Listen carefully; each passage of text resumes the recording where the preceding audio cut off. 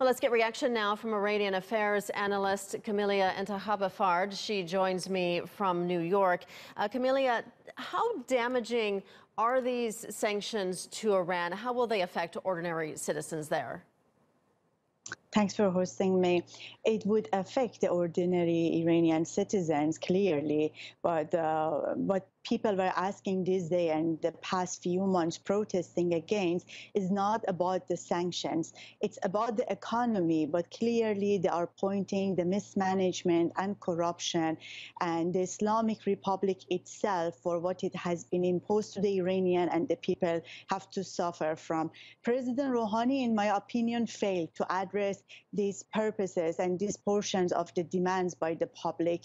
He just mentioned a group of the protesters, a small group of the protesters has been protesting against of the economy, but actually it's over than 100 cities has been uprising in the past 6 months, and the core of the demands is about making changes in the government, and the president minimized this demand.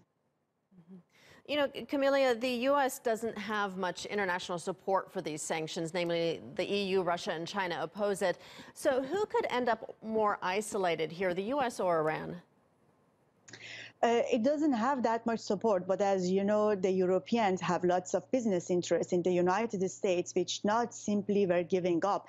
And even though they didn't say how could we pay this compensation to the company if, for example, we'd be penalized by the United States in the coming days, this part is not clear. But that majorly will be Iran who will be suffer, because not only with the United States, Iran relations with the neighbors are on rocks. And as we heard today, Rouhani says he is willing to make up the relations with the neighbors.